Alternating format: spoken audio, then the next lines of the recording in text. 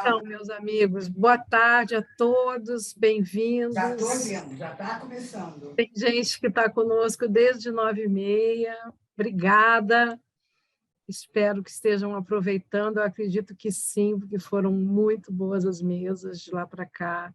E agora vocês estão diante de um momento assim bem raro, viu? Porque o Marçal é um homem ocupadíssimo, trabalha muito, e ele quase que não aparece aqui nas nossas.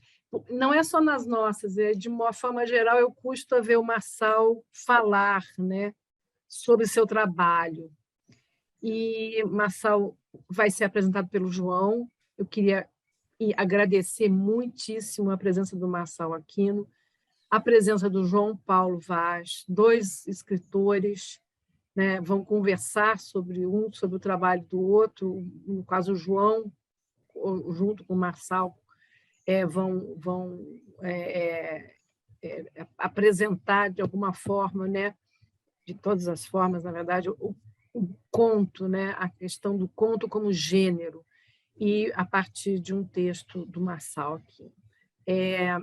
João vai apresentá-lo, vou passar a palavra para ele e agradecer mais uma vez a presença de vocês. Espero que não estejam com muita fome. Bom, o Marçal, né, não sei nem se precisa apresentar, mas ele é jornalista de formação, roteirista de cinema e televisão, escritor, tem vários romances e tem uma série de livros de contos. Eu estava conversando com ele antes, ele diz que ele é originalmente contista, o que é muito bom para essa apresentação aqui. Entre outros livros, ele tem os livros de contos As Fomes de Setembro, de 91, Miss Danúbio, de 94, O Amor e Outros Objetos Pontiagudos, eu acho esse título maravilhoso, de 99, que ganhou um Jabuti, Faroestes, uma coletânea de 2001, Famílias Terrivelmente Felizes, 2003. Fora isso, tem novelas, tem romances, mas a gente vai focar aqui no conto. Ele escolheu um conto aqui para ler para a gente, e a ideia é ele ler o conto, né? E depois a gente comentar. Você quer falar alguma coisa antes, Marçal? Não quero falar. Eu quero dizer boa tarde a todos, obviamente, né? Ser pelo menos educado. E a hora que vocês quiserem, eu leio o conto. Acho que ele vai estar na tela também para todos, né? Eu vou compartilhar. Maravilhoso. Então, podemos começar por aí, sem maiores delongas. Ah. Todo mundo vendo? Plantão. O cheiro chegou antes, acre, áspero, espesso. O dono do cheiro era um sujeito de pele rosada e mãos pequenas e casaco grená avantajado e gorro encardido. Dele também se podia dizer que cultivava a cana com fervor. Apoiou um projeto promissor de barriga no balcão e comunicou ao mundo um erro de desconsolo. Soledade conversava com a mãe no celular e fez sinal para que Dirceu Formiga atendesse a figura. Formiga não mexeu nem um cílio ruivo, firme no jogo de paciência no computador. Soledade se aproximou do balcão, ainda falando no celular, e entrou em contato pleno com a Caatinga. Me assaltaram, o sujeito explicou. E virou-se para exibir as costas emporcalhadas do casaco. Esfregaram merda em mim, de pura maldade. Soledade conteve o riso. Mãe, daqui a pouco eu ligo de novo. Quem fez isso? Uns moleques, na subida do morro. Soledade era um cavalão de 1,90, ex-boxeador, cara achatada de mal, mas no fundo manso como um pônei. Ele tapou o nariz e sua voz saiu igual a de um pato de desenho animado. Tá forte o bodum, hein, amigo? Por que você não tira esse casaco e leva lá para fora? Dirceu Formiga riu, com seus dentes escurecidos pela nicotina. Por achar que a cena prometia bem mais do que o jogo no computador, veio para junto do balcão. E, de passagem, aproveitou para beliscar o rabo de Soledade, que o ameaçou com um safanão. Esse o clima de camaradagem que predominava entre os dois. Alheio, o homem despiu o paletó, mirando o retrato do governador na parede, como se aquilo o deixasse constrangido. Formiga batucou com a lapiseira, 4 letras em código no balcão, N-O-E-L. Só então, Soledade percebeu que o casaco e o gorro compunham uma fantasia de Papai Noel. Se não fosse tão relapso, Dirceu Formiga seria um excelente profissional, ele achava. Tinha uma grande qualidade para aquela ocupação. Era bom observador. O homem retornou, vestido agora com uma camiseta sem mangas, expondo braços pálidos e flácidos. Soledade espiou o relógio. 1/4 para meia-noite. As mulheres não tardariam. Então foi logo avisando. A gente não vai poder fazer nada agora. Estamos só nós dois aqui no plantão. O sujeito deu o suspiro mais desanimado da história daquele distrito policial e deixou o corpo cair no banco de madeira. Formiga falou de um jeito neutro. Quem sabe o investigador Soledade possa dar um giro com a vítima pela região para procurar. Não inventa, Soledade reagiu. Você sabe que a viatura está sem gasolina. Tocado pelo espírito daquele dia, Formiga fingiu interesse no caso. O que você estava fazendo no morro a essa hora? Fui pagar uma promessa. Promessa? É. O sujeito ergueu a cabeça e olhou para a Formiga antes de continuar. Meu filho estava muito doente e eu prometi que, se ele se curasse, ia distribuir brinquedos para os pobres no Natal. Ele se curou? Em resposta, o homem baixou a cabeça outra vez. Disse, mas eu resolvi pagar a promessa a si mesmo. E deu nisso. Nesse momento, entraram as mulheres, Irma e Vilma, gêmeas pardas e belas. Irma era noiva de Soledade. Formiga esticava o olho para o lado de Vilma, prestes a dar o bote, como se diz. Longe das duas, de molecagem, ele já chamava Soledade de cunhado, mas havia um impedimento. Vilma detestava os ruivos. Formiga afastou a papelada, abriu espaço na mesa. As duas tinham trazido a comida para uma ceia improvisada. Frango assado, arroz com passas, maionese, farofa de miúdos. Soledade providenciou copos e pegou o espumante que tinha colocado horas antes no frigobar da sala do delegado. O homem se levantou do banco e avisou que ia embora. Formiga o deteve. Toma um copo com a gente antes. Eu tenho que ir. Minha patroa está me esperando para o jantar. Formiga insistiu. Ah, vamos lá. É só um brinde, poxa. O sujeito relutou mais um pouco. Então aceitou o copo de espumante que Irma lhe entregou e participou do brinde à meia-noite. Depois, desejou Feliz Natal para todos e saiu da delegacia e foi engolido pela noite cheia de barulhos, de fogos e de gritos e de risos de gente feliz. Maravilha. Esse é formidável, né? Esse conto. A primeira coisa que eu queria te perguntar é uma curiosidade sobre o título, porque eu recebi ele no arquivo, e o nome do arquivo era Soledade. Soledade também é vamos dizer, o único personagem aí em cuja cabeça você chega a entrar um pouquinho.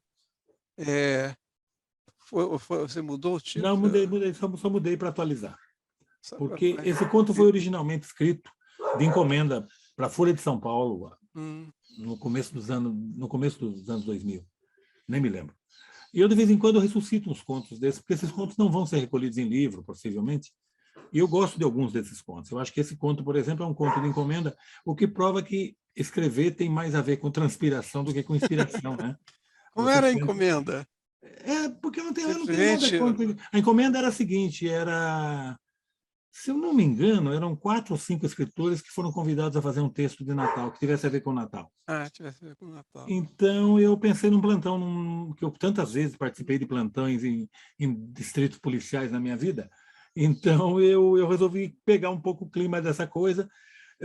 Acho que o conto tem um olhar para esse tipo de personagem que eu gosto, que é um personagem de um certo recorte meio marginal da sociedade. Está ali o morro, né? O morro está pulsando dentro da história, embora não apareça.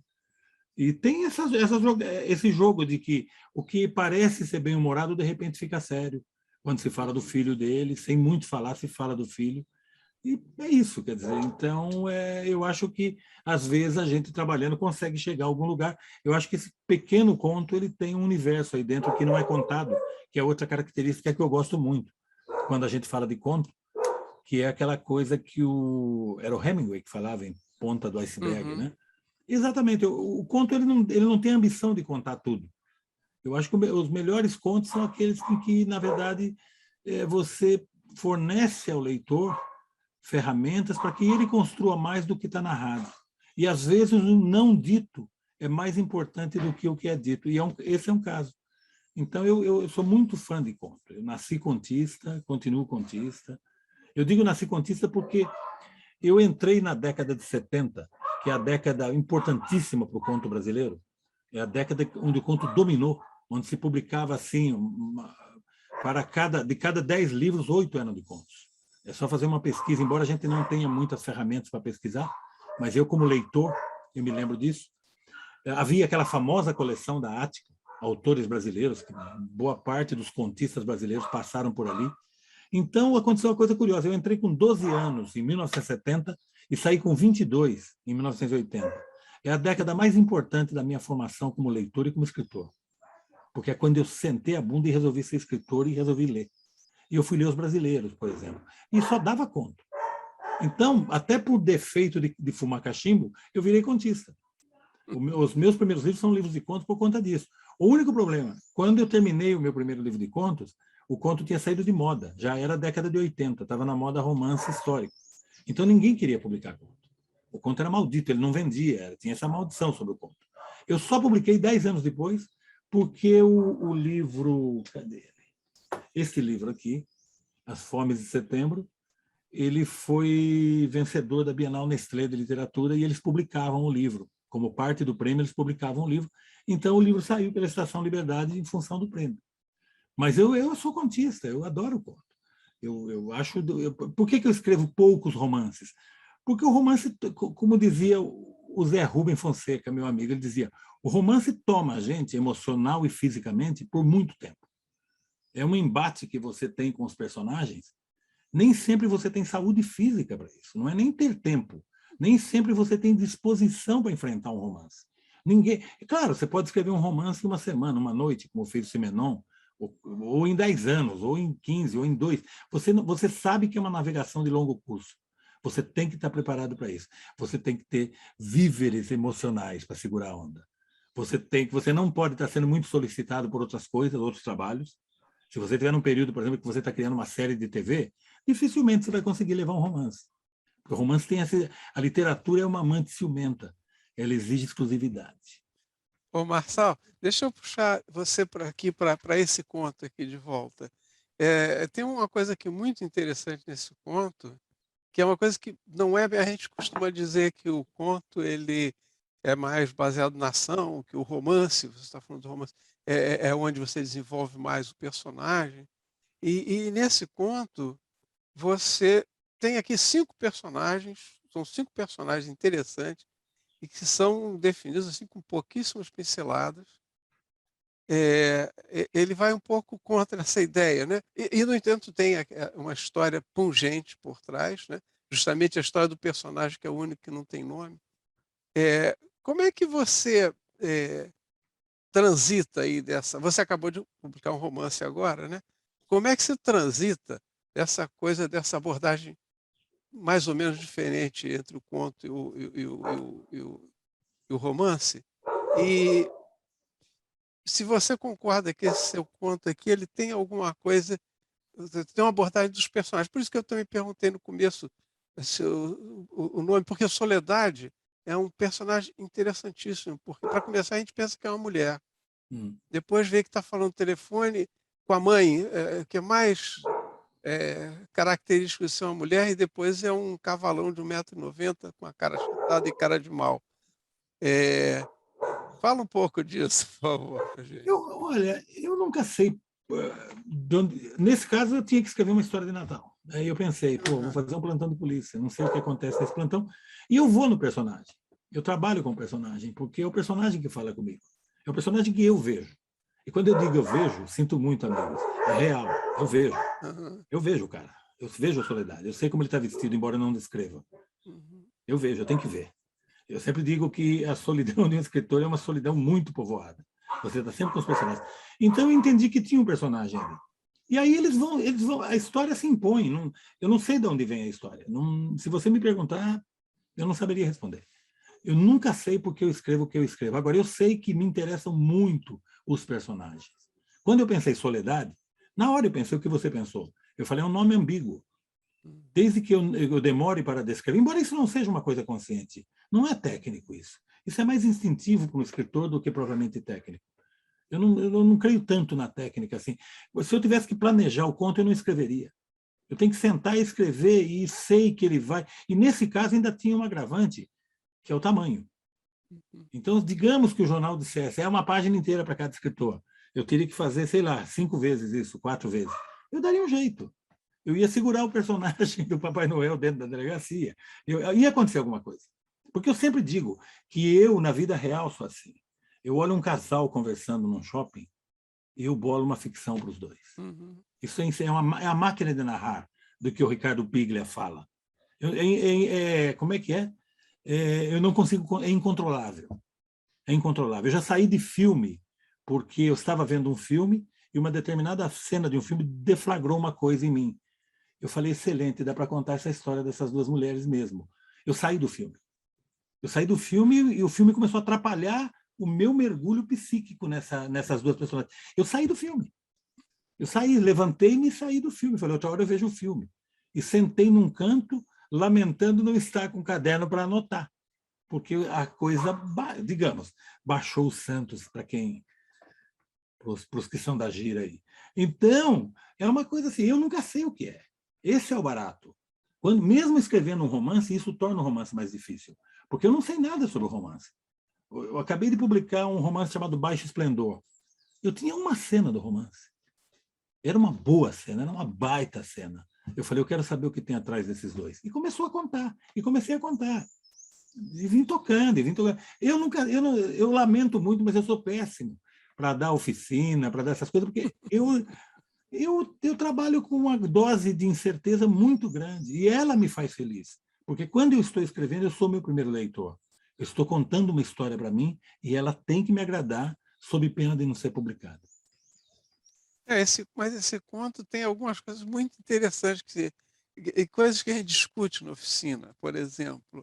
É fundamental, eu acho fundamental num conto a forma como ele começa e a forma como ele termina. A primeira frase. Você aqui tem 2 primeiras frases poderosas. A primeira que já começa falando do cheiro, coloca o leitor em contato. O leitor ainda não sabe nada da história, está falando do cheiro. O cheiro chegou antes, acre, áspero, espesso.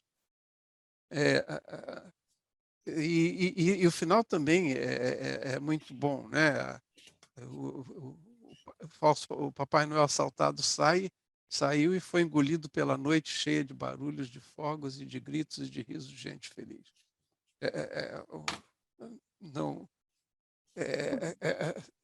São formas ótimas de começar e terminar. Bom, né? A gente sabe disso, né? Quem escreve sabe disso. Acabou.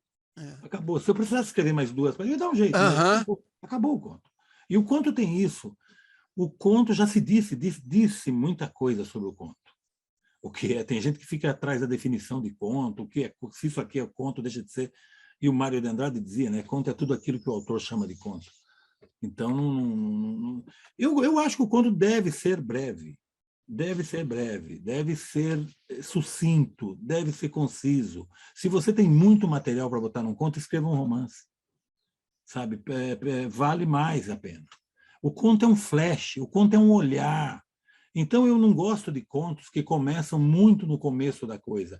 Eu gosto de contos que já pegam uma situação em andamento. A maioria dos contos que eu escrevo, digamos assim, a gente já entra com uns 20 minutos de filme. A gente entra na sessão com uns 20 minutos de filme e entende, porque eu estou contando para mim, então eu tenho que entender. É muito difícil uma coisa que eu escreva que soe ambígua e eu deixe, a não ser que seja deliberado. Então é isso, quer dizer, o conto não é mais que isso, não é mais que esse flash. É uma ilusão achar que... Claro, você pode contar 3 gerações de uma família num conto. O Dalton Trevisan faz isso, né? Faz isso com maestria. Em 5 linhas, o Dalton Trevisan cria um universo. É uma coisa fascinante aquilo. Mas é um mestre.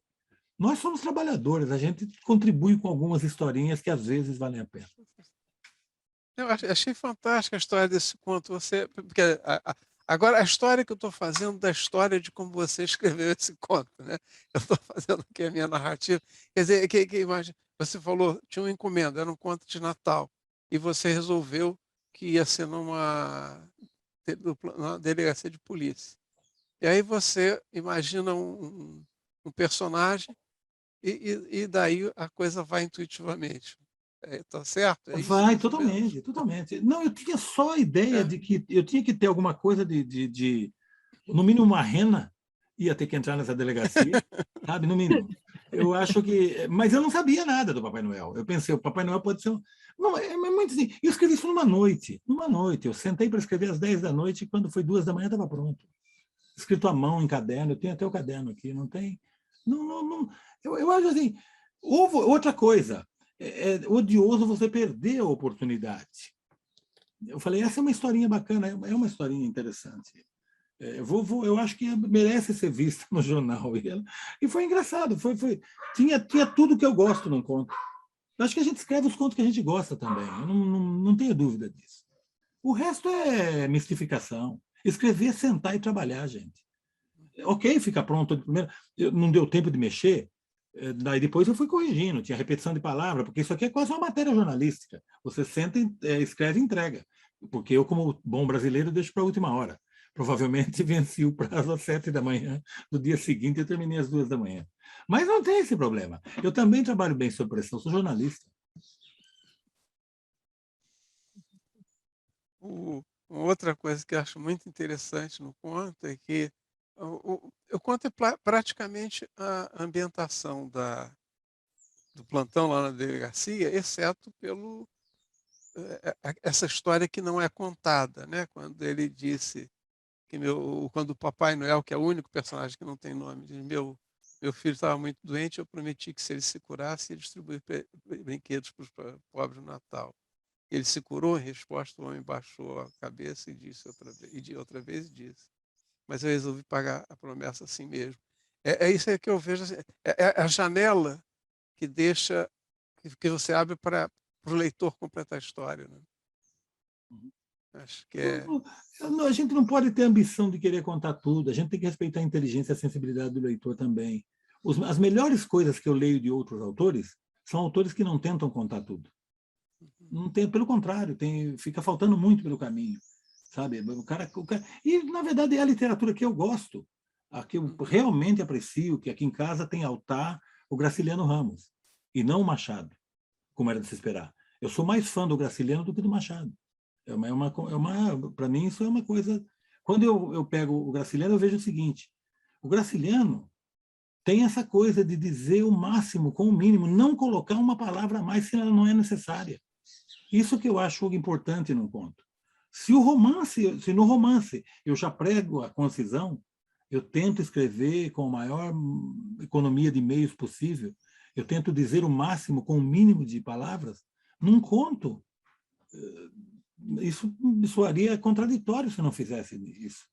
Claro que acontecem acidentes. Uma vez eu fui convidado pela revista Playboy para escrever um conto, e eu escrevi o conto. Eu sentei um fim de semana e escrevi o conto. Eram 2 sujeitos num parque de diversões, eles começavam a falar coisas que você não estavam claras, muito parecido com esse conto, né?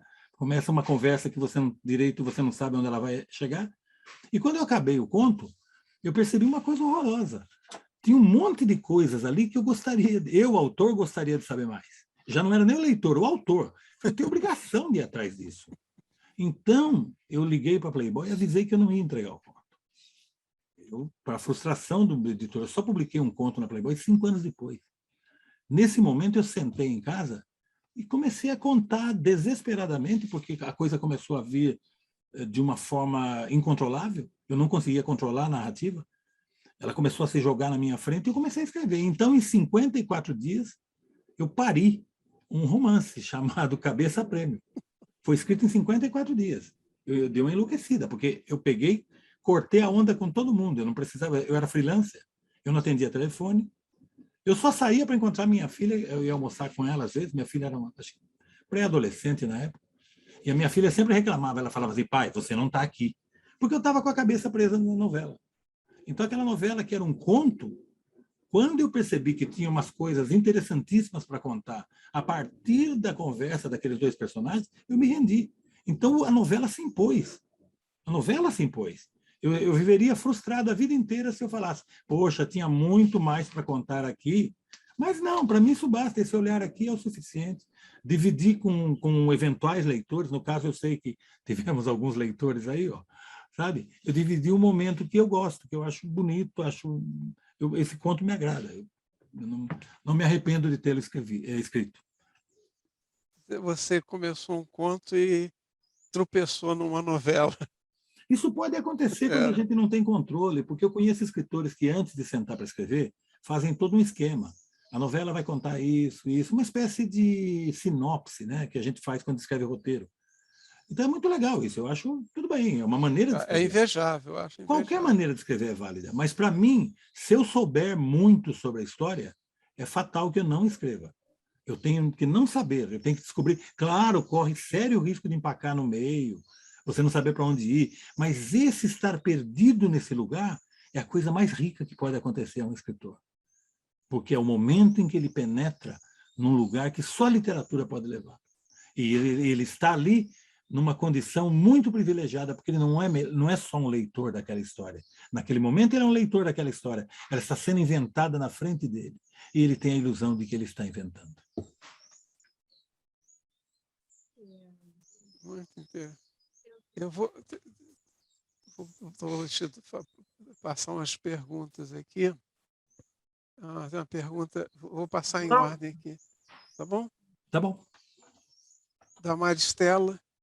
Como leitora, o nome Marçal Aquino me lembra a coleção Vagalume, em especial a Turma da Rua 15. Ainda escreves ou pensas em escrever conto infanto-juvenil? Olha, eu chamo de incursão pela literatura juvenil. Eu publiquei 4 livros na coleção Vagalume, também tudo acidental. Na minha vida as coisas são muito acidentais.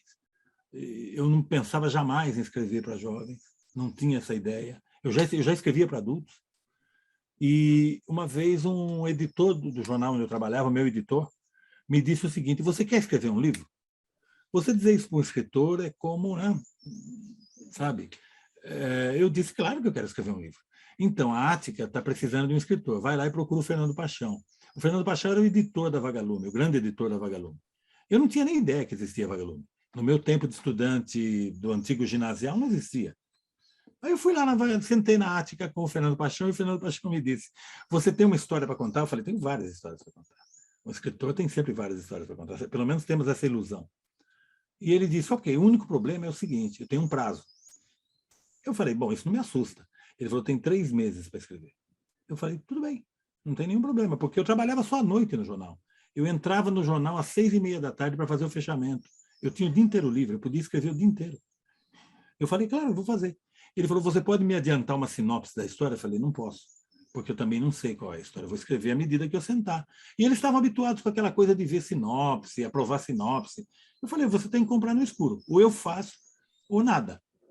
Pegar ou largar. Ele falou: eu preciso do livro, porque ele tinha encomendado um livro com um escritor, e o escritor estava sofrendo de um bloqueio criativo, não conseguia terminar o livro no prazo. E a Vagalume tinha isso, ela publicava 2 livros a cada semestre.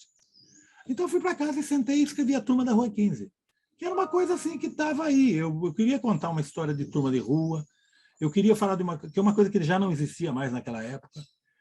Não é autobiográfica, evidentemente, mas é uma história que eu conheço bem, porque eu cresci numa cidade do interior, onde havia turmas de rua. Então não tinha nada de novo. E aí era a coisa mais óbvia do mundo para mim, era armar uma trama policial. A coisa mais, para mim, é uma coisa óbvia, não tem por que não fazer isso. É juntar A com B, sabe? Não tem como. Para mim era uma coisa assim. Então eu escrevi o livro em 3 meses, entreguei, foi um best-seller. Infelizmente, eu não recebi esse dinheiro, porque esse dinheiro foi capturado pelo Plano Collor. Foi bem na época que eu recebi os royalties da venda da Turma da Rua 15, foi quando houve o confisco. Mas é assim mesmo. Aí eu gostei da brincadeira, porque me permitia escrever para um público que eu não conhecia, e eu comecei a conhecer indo às escolas, fazer palestras e tal. Havia o desafio sempre de escrever, e eu estava em companhia de gente como Marcos Rey, só craque, só tinha craque ali, Luiz Puntel, tinha um monte de Domingos Pellegrini, as incríveis escritoras, né, de juvenis que o Brasil tem, né? A Ruth, que era só fera. Ou seja, literatura juvenil não era uma brincadeirinha, como eu pensei. Era bem mais sério que literatura adulta, porque você, inclusive, tinha a ilusão de passar algumas coisas para esse leitor, para além da mera história, do mero prazer de ler. O problema meu foi que começou a me incomodar muito assim, os limites. Ah, não pode falar disso, não pode falar daquilo. E eu, quando vou escrever, eu sempre digo o seguinte, eu tive várias instâncias na vida vivendo de escrever. Eu sou jornalista, então eu vivi do escrito. Eu trabalhei como redator publicitário, eu escrevia. Eu sou roteirista de cinema, de televisão, ou seja, eu vivo da escrita, eu escrevo todos os dias. E, no entanto, assim, todas essas atividades, elas têm guias, mapas, limites. Um roteiro, por exemplo, um roteiro é uma linguagem técnica. Ela tem para começo de conversa, cada página é 1 minuto, sabe? Tem uma série de limites no roteiro. Um roteiro ele deve observar, tem bíblias sobre isso. Você, se quiser se tornar roteirista, tem manuais excelentes. Agora, se você quiser se tornar escritor, não tem manual nenhum. O único lugar onde você vai aprender a escrever é nos livros. É o único lugar que um escritor aprende a escrever. Quer dizer, ele aprende a vida inteira, mas é uma faculdade que não termina. Ele vai estar sempre lendo e sempre aprendendo, se ele for um escritor atento. Então, a única coisa que eu faço que não tem obrigatoriedade, não tem prazo, não tem tamanho, é a literatura. Então, eu não pude aceitar aqueles limites que eles estavam impondo. Eu completei o último texto na Vagalume, porque eu tinha prometido para minha filha que eu ia fazer. E encerrei, e não pretendo voltar ao assunto. Eu, quando sento para escrever, eu sou absolutamente livre. Literatura é o único lugar onde eu sou livre. Todos os outros lugares eu tenho obrigações, tenho observações. Então, não é justo pegar a literatura e, de alguma maneira, impor limites à literatura. Eu, quando sento para escrever, eu sempre digo, não existe tema tabu, não existe lugar de fala. Conversa mole é lugar de fala. Se eu quiser fazer um personagem feminino, falando na primeira pessoa, vai depender da minha capacidade de convencer o meu leitor, vai depender, ou seja, do ser escritor, muito mais do que alguém aqui que prega, o escritor, se ele não é mulher, ele não pode escrever. Gente, não é assim. O escritor pode tudo, é o único lugar que ele pode tudo. E aí eu vou negociar, vou barganhar? Sinto muito, não posso. Eu digo sempre o seguinte, hoje em dia eu já nem tenho assim, eu publiquei os livros que eu queria publicar. Eu não tenho dificuldade para publicar meus livros. Eu, felizmente, recebo convites para publicar, etc. Então, assim, eu posso escrever com liberdade. Eu não aceito peias. Eu não posso aceitar peias na hora de escrever literatura. É a única coisa que realmente o cara é livre para fazer. O único inimigo do escritor é ele mesmo. Tem aqui uma outra pergunta sobre tem 2 perguntas sobre a extensão do conto, né? A gente falou sobre extensão de conto, então eu vou colocar as 2. O Alexandre Ladeira pergunta assim, Marçal, o conto está ficando muito curto? Antes estava mais para novela, hoje se faz mini-conto, coisa de linhas. Como você enxerga essa questão da extensão? Calma. Já o Elvésio diz assim, Marçal, o livro Sagarana, os contos são muito longos no Sagarana, do Guimarães Rosa. Isso foge ao gênero conto? Ou seja, os contos de Sagarana não seriam contos? Como os 2 estão falando de extensão, eu disse isso, eu pesquisei o conto na década de 70, eu pesquisei, fui atrás, fui saber, estava interessado, queria saber direito, tudo. E aí a gente começa essas histórias todas. Tem definições mentirosas até, né? Tem uma atribuída ao Julio Cortázar, né? Que o conto ele faz uma analogia com o boxe. No conto você vence por nocaute, no romance você vence por pontos. E o próprio Cortázar nunca disse isso em vida. É uma daquelas coisas que surgem. Marçal, isso que ele falou está num livro dele, assinado por ele, um ensaio longo. Ele incorporou, você sabe que ele incorporou. Ele faz o paralelo entre o Mas conto, você sabe que ele incorporou isso, né? Ele tinha negado. Aí eu não sei, porque eu nunca. Ele negava naquela famosa entrevista com o Omar Prego, que é um livro, né? Ele eu nega tenho isso. Esse livro. E aí ele aproveita depois e incorpora no texto. Eu sei da história. Mas é mais uma, que diz o que é um conto, como definir um conto. Eu sempre digo, o conto é o seguinte, o conto é uma história que você compartilha. Quantos personagens pode ter? Se for uma batalha, pode ter 5.000. Eles não precisam nem ser nomeados. Então tem isso de você... Eu sempre digo, claro, se você tem um texto... Eu tenho um amigo, por exemplo, que eu adoro o que ele escreve. Ele não tem domínio. Ele fala para você, e ele é daqueles que definem o plot antes, né, o argumento. Ele fala, eu vou escrever um conto sobre uma mulher que não sei o quê. Ele dá, e é interessante, é rico, dá vontade de ler aquilo. E aí ele começa. Só que aquilo ele começa a se estender e vai parar em 70 páginas. Eu sempre penso e falo para ele, escreva logo uma novela. Sabe, não tenha pudores. O conto é uma coisa mais reduzida. Agora, não tem o tamanho. O mini conto, o micro conto, tem o famoso conto, do micro conto do Monterroso, né? E aí, quando ele acordou, o dinossauro ainda estava ali. Ou seja, o que nós estamos dizendo sobre o conto, primordialmente? Que o conto, o que não se conta, às vezes é mais importante do que aquilo que se conta dentro do conto. Um romance não pode se dar esse luxo do ponto de vista de linguagem, mas no romance você tem espaço para contar mais, para avançar para dentro das histórias secundárias, coisa que num conto você não deve perder tempo. O conto, na minha opinião, ele tem um eixo principal e é disso que nós vamos falar. E é isso que deve atender ao conto. Isso precisa de quantas páginas? 2, 10, 15? Eu sempre acho que quando alguém me pede um conto, por exemplo, uma revista me pediu um conto uma vez e falaram assim, queremos 50 páginas. Eu pensei, beleza, eu nem vou pensar em conto, eu vou fazer o seguinte, eu vou vender para eles um trecho de novela. E eu escrevi um trecho de uma novela, que para trás tinha coisa se eu quisesse contar, e para frente tinha coisa se eu quisesse contar. Só que eu só publiquei aquele fragmento.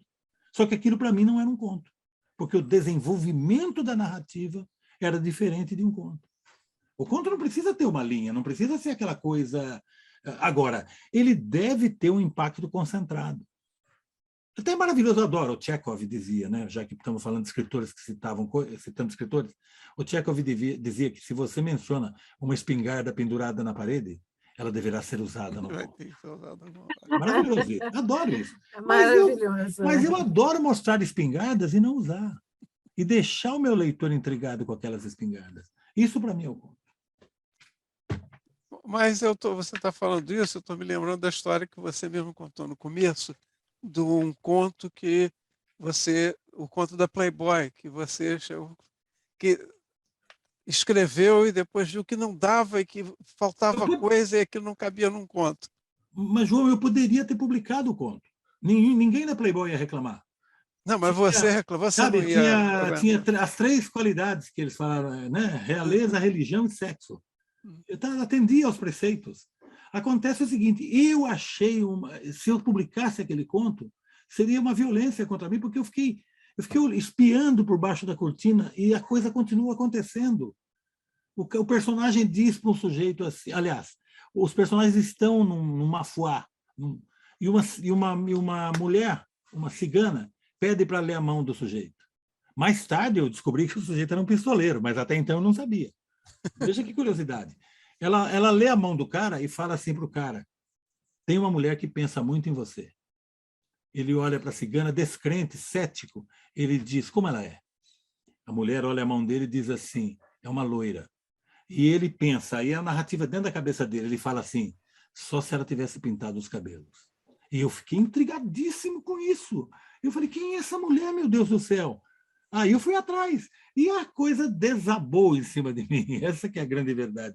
Porque a trama, eu me lembro de escrever de uma forma muito aflita, porque eu estava terminando um capítulo e eu parava para jantar, por exemplo, e começava a pensar num outro capítulo lá na frente. Aquilo era insuportável. Eu pensei assim, eu comecei a botar o seguinte, não vai dar para escrever tudo à mão. Eu ligava o computador e escrevia direto no computador, e depois eu trabalhava no texto. O importante era absorver o impacto daquela revelação e botar no papel. E era tudo muito junto, era um massacre. O que eu acho interessante nisso é que você deu com uma história que não coube no conto. Você não coube no conto. Foi obrigado a fazer outra coisa. Mas repito, poderia ter publicado como conto, como fiz mais tarde com essa revista estrangeira, que queria um conto que não era um conto. 50 páginas nem a pau. 50 páginas eu escrevo 5 contos, pelo amor de Deus. Ô, João, a Maria Letícia já está um tempão com a mão para cima e acho que ela quer fazer uma pergunta. Fale, Letícia. É que eu estou aqui olhando aqui as mensagens de perguntas. Mas fala, eu não consigo olhar tudo ao mesmo tempo. Fale, Letícia. pergunta, João, para você fazer para o Marçal. Não, faça direto, vai lá. Então, quando eu fui ler Miss Danúbio, eu tive uma surpresa muito grande quando eu li, porque o livro é aberto e na primeira página tem um pensamento do Jair Ferreira dos Santos, que é um dos mais antigos colaboradores da Estação das Letras e, digamos assim, foi professor, né? Esteve nas oficinas aqui. Então, eu acho que, vindo de um escritor com seu talento, isso é uma homenagem à estação e eu queria registrar isso aqui, né? Maravilhoso. Bem lembrado, Maria Letícia. Depois... fala. É um pensamento do Jair, mas é o seguinte: o Jair, embora nem todo mundo saiba, o Jair é um excelente poeta. Sim. Ele é mais conhecido como prosador, né? Porque os livros de prosa, evidentemente, circularam melhor, mas é um verso de um poema chamado Murilo Medos. Murilo Medos. Olha o verso. O medo é a única coisa que nós temos a decência de não transformar em esperança. É muito bonito. Isso assim pediu para ser epígrafe. Nasceu. Você já deveria ver. O Jair, né, já deveria ter posto aspas.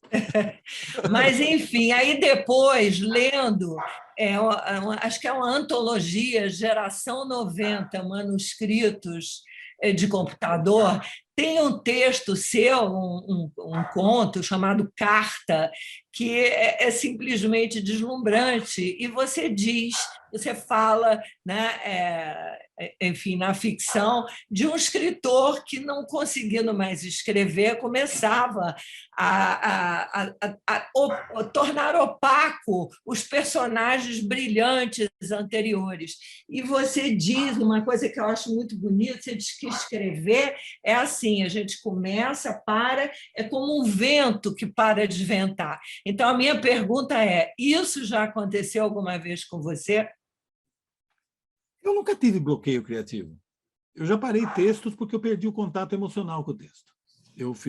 Ou eu me afastei muito tempo do texto, quando eu voltei, eu não entendia o que eu queria dizer com aquilo. Ou aconteceu realmente eu estava relendo o material escrito e eu achei que não iria a lugar nenhum. Agora, a impossibilidade de escrever... Por exemplo, eu fiquei 16 anos sem publicar. Eu publiquei Eu Receberia as Piores Notícias dos Seus Lindos Lábios em 2005, e só esse ano eu voltei a publiquei uma novela chamada Baixo Esplendor.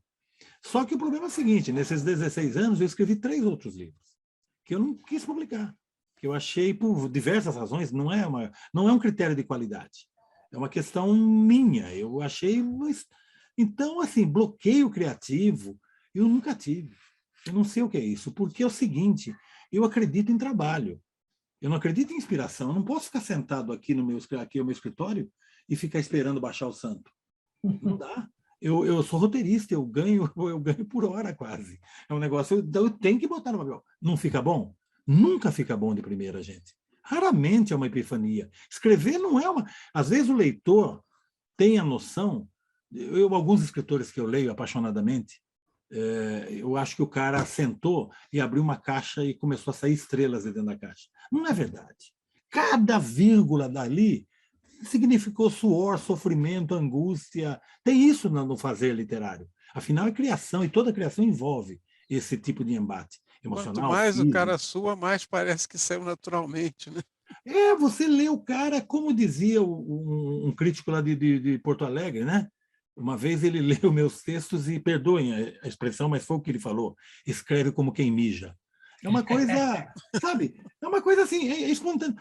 Só que ninguém sabe que dá um trabalho danado. Uma frase pode custar uma semana de trabalho, sabe? Então, eu acho que escrever tem essa coisa da loucura. Agora, eu ficar sentado, sei lá, um mês, não tentando... Por exemplo, eu acabei de publicar um livro.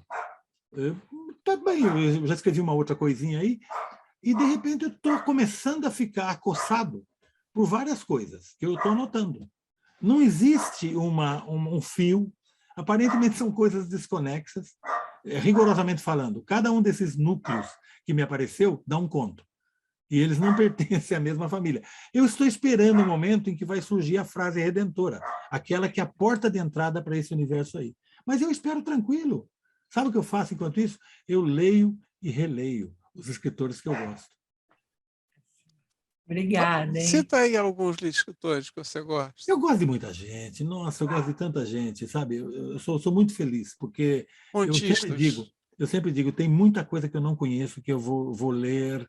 Eu estou lendo um colombiano nesse momento chamado Juan Cárdenas. Ele não está traduzido aqui no Brasil. É espetacular. É uma coisa extraordinária. Assim, a Colômbia não é só o Garcia Marques. Sabe, tem outros caras da pesada lá. Eu leio muitos mexicanos porque eu tenho uma ligação muito grande com o México. Por uma série de razões, eu sou muito ligado ao México, tal. Então eu leio muitos mexicanos, as mexicanas. Essa menina que está publicada aqui, a Fernanda Melchor, um livro chamado Temporada de Furacões, isso é uma obra-prima. Isso é uma coisa espetacular. Essa argentina, Mariana Enríquez, é outra escritora extraordinária. Então, assim, eu vivo um momento onde tem muita gente nova escrevendo muito bem, inclusive aqui no Brasil também.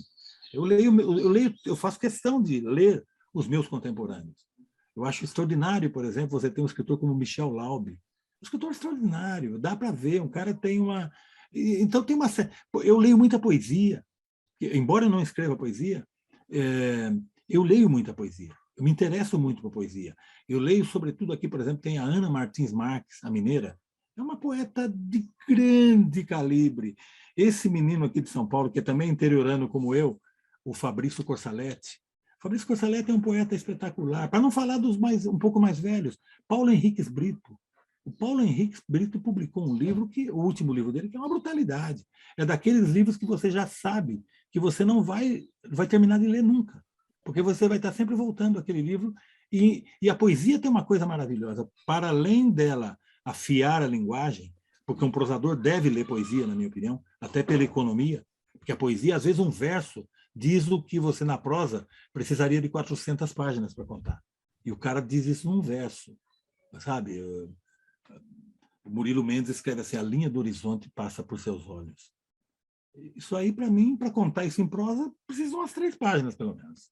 Sabe? Então, a poesia tem essa magia. Agora, tudo isso me provoca sensações e emoções e me faz querer contar as minhas histórias. E me dá ferramentas para contar essa história, para tentar encontrar, no meio de todas essas vozes, essa verdadeira balbúrdia de vozes das pessoas que eu leio, encontrar a minha voz.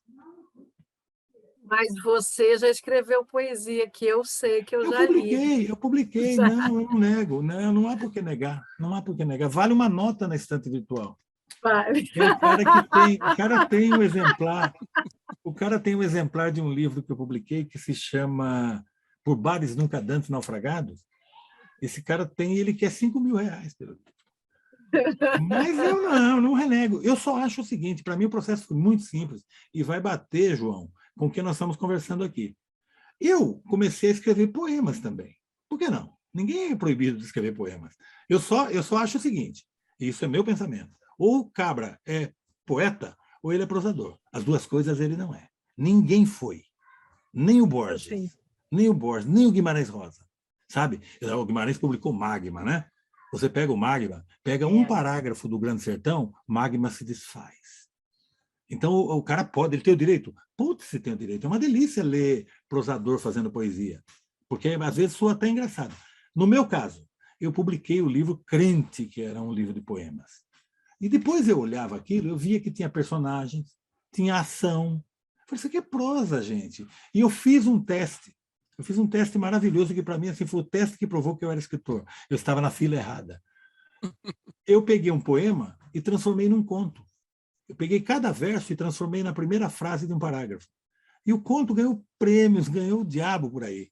Foi um conto que eu publiquei no meu primeiro livro. Ele era um poema. Então, nesse momento, eu compreendi e falei assim, não, eu posso até fazer poema, mas é quase uma violência, é quase um problema de higiene, né? Frente aos outros poetas que a gente lê, os verdadeiros, né? Aqueles que a gente lê a vida inteira, Drummond, Bandeira, Murilo Mendes, João Cabral. Então, eu sempre penso assim, não, O cabra pode. Agora, ele deve ter vergonha na cara, ele deve ter pudor. Não publique. Mostre para a namorada, escreva para a mulher, sei lá. Faz um número especial no fim de ano com um posto de gasolina aí, distribui. Não publique seus poemas. Eu vejo. Eu posso criticar porque eu tenho amigos queridos que publicam livro para mim, sabe? Mas não é. Ele tem o direito. Só que é o seguinte, é menor do que a prosa, porque a prosa ou a poesia exige um esforço único. Uma encadernação só não dá tempo, moçada. A gente precisaria de mais tempo. Não dá, quem escreve sabe que o tempo é curto. Não adianta, gente. Para ler e escrever já é uma tarefa. Se você ainda tiver esse problema de gênero, não que você seja proibido de escrever, isso eu faço questão de deixar claro. Não estou dizendo que todo mundo pode publicar poemas, pode fazer o diabo. Agora, eu, pessoalmente, teria pudores. Marcelo, tem uma outra pergunta aqui para você, fugindo completamente desse assunto. O Alberto pergunta sobre processo de revisão. Como é o seu processo de revisão e se tem alguma diferença entre revisão de conto e de romance? Não teria. Não teria. Eu faço o seguinte, normalmente, se for um conto, por exemplo, é muito provável que eu escreva ele à mão, num caderno. E depois eu passo para o computador. Eu escrevo tudo à mão, né? Nasceu de um acidente. Eu precisava fazer o livro da Ática. Ela lembra aquele livro que eu falei que eu escrevi, A Turma da Rua 15? Por que eu escrevi à mão? Porque na época eu morava com um médico e morava com mais um cara que trabalhava no correio. E os horários, eu era do jornal, eu era da madrugada do jornal. Então nossos horários em casa não combinavam. O médico dormia de dia, porque ele fazia plantão, e eu não podia, naquele tempo não tinha computador, eu não podia bater a máquina. E eu tinha que entregar o livro para a Ática. Então eu comecei a escrever à mão. Eu só passava limpo quando não tinha ninguém em casa que eu podia usar a máquina, eu passava no jornal, no horário do jornal. Então, eu gostei da ideia de escrever à mão. Me pareceu uma coisa fantástica, porque tem a coisa da velocidade, é mais lento. Dá tempo de olhar a cena. O Beto Brant diz que ajuda a ver todos os personagens, etc. Eu acho maravilhoso. E virou um vício, virou uma coisa. Então, eu escrevo à mão. E, ao passar para o computador, eu já faço uma primeira revisão. E depois são leituras que eu vou fazendo e vou cortando. Normalmente eu corto. Normalmente é corte, não é muito difícil ser acréscimo. Você começa a ver repetição, palavras que aparecem repetidas. E eu tenho, evidentemente, o treino de revisor de jornal, né? Eu fui revisor do Estadão. Então eu tenho essa coisa da revisão. Não é uma obsessão. Tem gente que lê livros com a caneta na mão, né, grifando. Eu não faço isso. Mas eu sou muito atento para erros e né, enganos.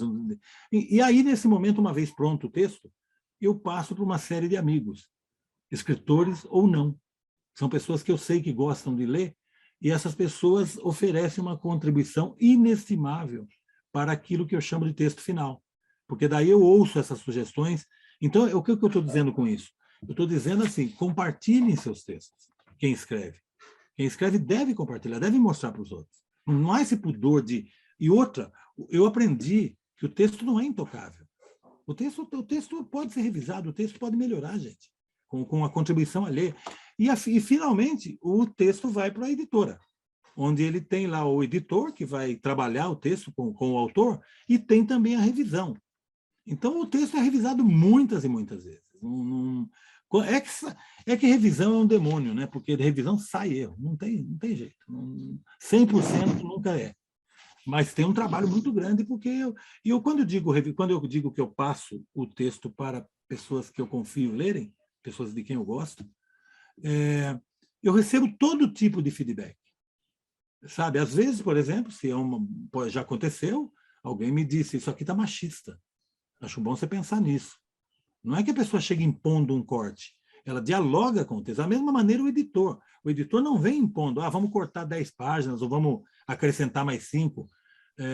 Eu vivi situações engraçadas às vezes, mas o meu editor, por exemplo, não concordava com o que eu fiz com um personagem, né? E ele primeiro começou a conversar comigo numa boa. Ele disse, vem cá, eu acho que você deveria fazer isso e aquilo. Eu falei, não, para mim está tudo bem, eu já resolvi o problema do personagem. Aí ele voltou a insistir, ele me escreveu, ele disse, olha, você não vai mesmo falar desse personagem? Eu falei, não vou não. E eu vi que ele ficou triste. Aí eu menti para ele, eu disse para ele, eu vou escrever uma continuação, esse personagem vai voltar, não se preocupe. Então, é claro, porque eu acho que tem um momento que você dá o texto por pronto. E com todas as qualidades que ele eventualmente possa ter, e com todos os defeitos que ele certamente tem, é o seu texto, é o livro possível. Eu sempre digo que a gente, às vezes, mistifica muito essa coisa de escrever, porque eu sempre digo assim, quem escreve sabe disso. Às vezes você tem uma ideia e ela, naquele momento, ela parece genial. Ela é capaz de tirar o sujeito da cama 3 horas da manhã. E aí ele vai botar no papel. Esse trajeto entre a cabeça do escritor e a tela em branco é um trajeto longo, não dá para ser percorrido a pé. Às vezes, o que você põe no papel quebra a magia daquilo que parecia tão lindo, tão brilhante e soa banal. Sabe aquela que a gente diz, né, bijuteria com brilho de joia boa.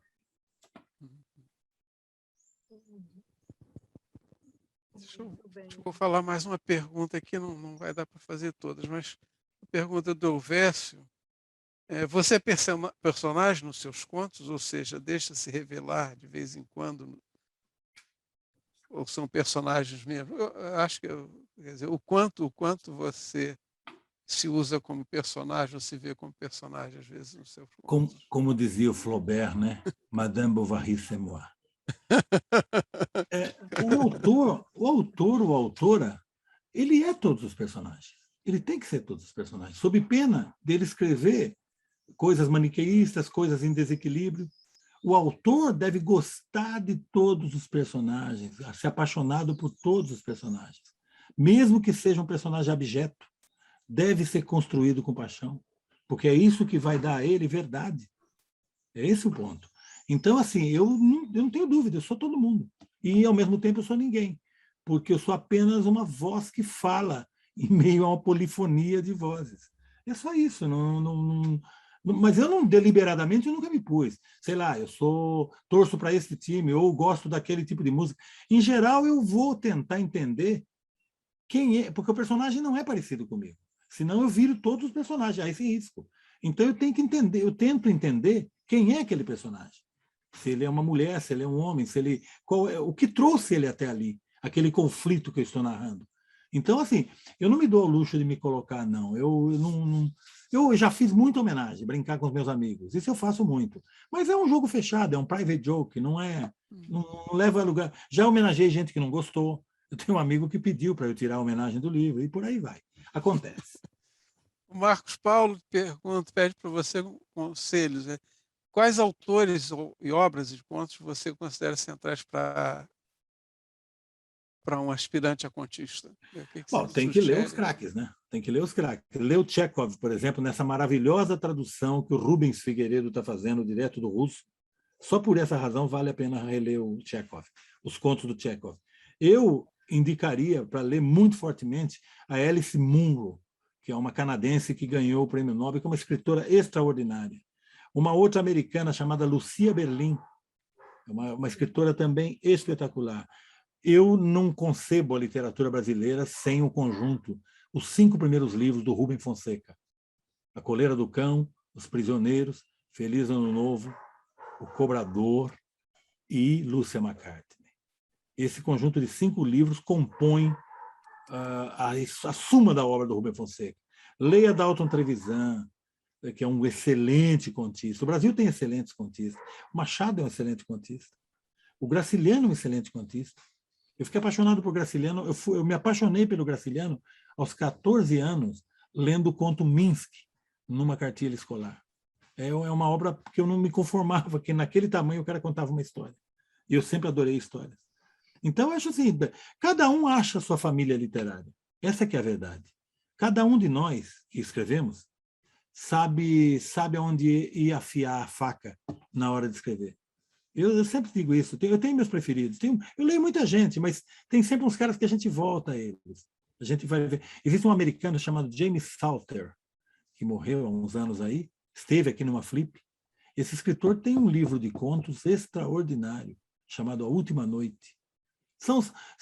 O Salinger, né, o do Apanhador no Campo de Centeio. Eu não gosto do Apanhador no Campo de Centeio, mas, no entanto, eu amo aquele livro de contos dele, 9 histórias. Aquilo é maravilhoso. Então, o conto tem... Luiz Vilela, falamos dos brasileiros, Luiz Vilela, esse mineiro Luiz Vilela é um escritor extraordinário. Ninguém escreve diálogos como Luiz Vilela.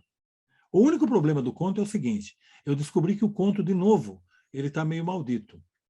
Tá? Nesse momento, as editoras gostariam de publicar romances. Essa é a verdade. O conto, de novo, ele está sem prestígio, digamos assim. Precisamos urgentemente publicar bons livros de contos para recuperar o prestígio do conto no Brasil. Porque eu converso com editores e você fala em conto, o cara arrepia os cabelos, assim. Ele fala, você não tem uma novelinha, não? Então, eu digo que é uma teimosia escrever contos também. E é uma delícia, né? Bom, eu acho que Maravilha. estamos aqui na hora, né? E foi um ótimo encerramento esse aí. Muito bom. E maravilhoso esse conto que você trouxe, viu? Muito bom. Obrigado. Muito bom. Fico muito feliz, agradeço a todos nessa tarde de sábado. Suzana, obrigado pelo convite. João, obrigado pela Agradeço. parceria, Foi um grande prazer. E todos que estão aqui, né, nessa tarde de sábado, muito obrigado. Espero que vocês continuem, imagino que gostem de contos, espero que vocês continuem gostando de contos. Um beijo grande para todo mundo. Uma alegria ouvir você, Marçal, muito bom, tá? Queria, quer dizer, agradecer também ao João essa interlocução, essa conversa, né? Dentro dos pontos que interessam, eu acho, aqui a todos, né? As pessoas alguns estão saindo já porque tem um próximo evento, né? Daqui a quanto tempo, Camila? Meia hora? Acho que tem meia hora. Às 15h40 começa o próximo. 15h40. Então, a gente tem um tempinho para tomar um café e voltar, porque tem é uma espécie de uma oficina de autopublicação para quem deseja se autopublicar, enfim. E depois, às 17 horas, um concerto de poesia para lá de especial, Legal. Que é a Viviane Mosé lendo os poemas mais importantes, que ela considera mais importantes da sua trajetória, e depois conversando conosco. Então, vai ser o nosso encerramento do segundo Viver de Escrever. Muito obrigada a todos que estão aqui. E vamos continuar, tá? Sai, toma um café e volta. Eu vou fazer isso. Obrigada, João. Obrigada. Parabéns. Obrigado a vocês, ao Marçal, e obrigado a Suzana por me convidar. Uma honra. Tchau, menino. Muito obrigado. Beijo, Marçal. Beijo, João, beijo para todos. Ah.